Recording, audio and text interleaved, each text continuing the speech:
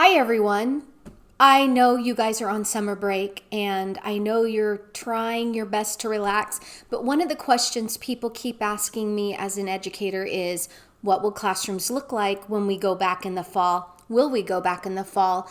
Today, of course, I've done my research and I am going to break down the 5 possible scenarios of what the classroom and what public education may look like this coming fall. So here we go.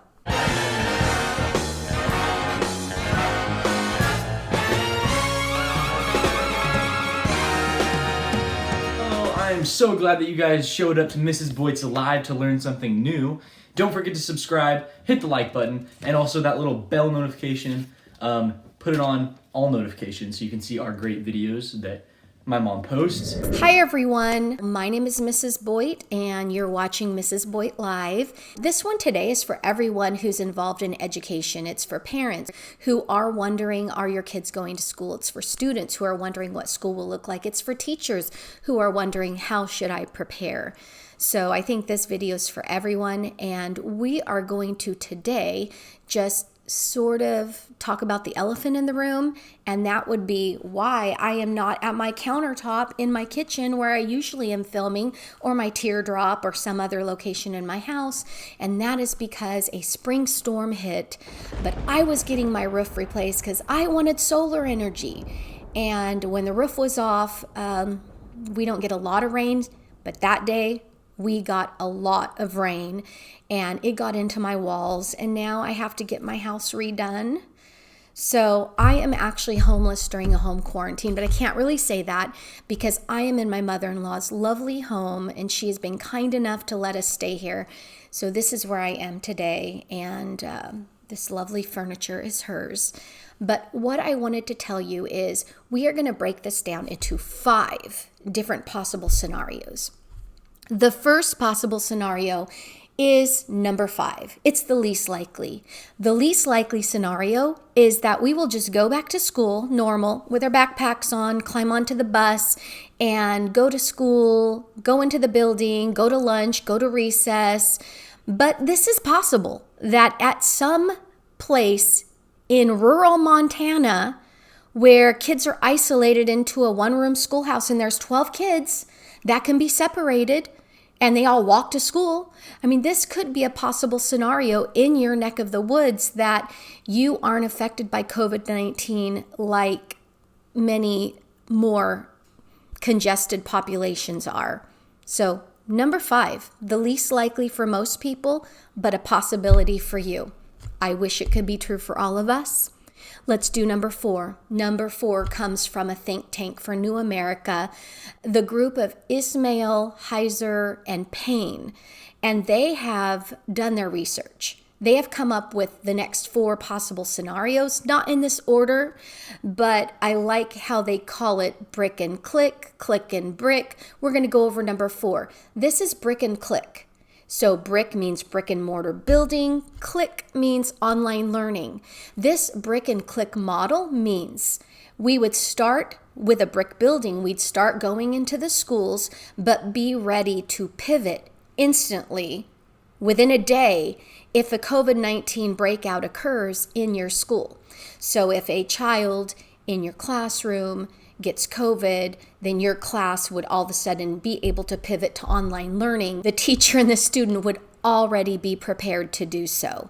So with brick and click learning, you start at the classroom, but again, let's talk about this. We start with CDC guidelines and EPA guidelines and public health guidelines. So that means that the classrooms will look different even if you do go back in the fall. CDC recommends that desks be spaced 6 feet apart, that all desks are faced forward, that one student is 6 feet from the other student, both behind them and beside them, that students wear masks, that hand sanitizer is used, that we now introduce Clorox wipes and other products into schools that weren't allowed into schools pre-COVID-19. To clean and sanitize the schools. And an Arizona model that I'd like to show you also shows plastic partitions between desks. Now, in my classroom, I have cooperative tables, and I have 6 students at a table. We are all about 1.5 feet apart. So these tables will no longer be allowed in any sort of model where we are following CDC guidelines. In this situation, the tables would have to go, and we'd have to bring individual desks in and perhaps still have a partition between a teacher and a student when the student needs to ask a question. But the one good thing is the teacher would be in the room teaching on the board, kids would see it, and they would still be able to get that instruction from the teacher and be able to ask questions to the teacher. So the brick and click model, I think, is a good one, but we still have to see how this disease mutates and what happens to it this summer. The next model, number 3, is going to be called click and brick. So in this model, we start online. When we know the disease is at bay, then we transition right into the classroom. We pivot to the brick and mortar classroom, again with CDC guidelines in place. And so we wait till it's safe to do so. Then we go into the classroom, which could pivot easily and seamlessly. The second scenario here is what we call blended learning. And in this blended learning, it's a 50-50. The kids would maybe come half a class in the morning, half a class in the afternoon. So half of their day would be brick, half of their day would be click. And it could be one day off. So maybe kids come Tuesday and Thursday, or Monday and Wednesday, and every other Friday, or maybe Fridays is just project days, and that is, online 3 days a week and in the building 2 days a week. And each school would have to design how they wanted to do this, but this would reduce the number of kids on buses so that kids could sit every other seat. This would also reduce the class size, because I know in our schools, I had 31 students last year. It would be impossible for me to, even with individual desks, put the kids 6 feet apart when 31 kids are there. However, I could do it with 15 students there. So this might be a model, bigger schools, and in California and places where we have big class sizes, it might be what we have to do, is go to this blended learning model in order to follow CDC guidelines. This would give teachers a chance to be with their students at least 50% of the time, and then the students would be on their own with online learning and with guidance 50% of the time. Let's talk about the first scenario that is likely and has already happened. California State Universities announced that they will go another semester with online learning only.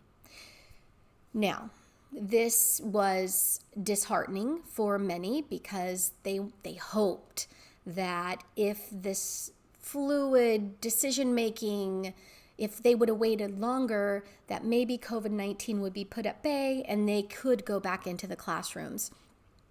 But this is very hard for kids, especially when they're doing labs and things like that. They need a hands-on classroom situation, but online learning is a possibility. And I put it at number 1 because in some capacity, it would be the only way to ensure that people are truly safe. And so CSUs just announced, hey, we're just doing this one more semester just to make sure.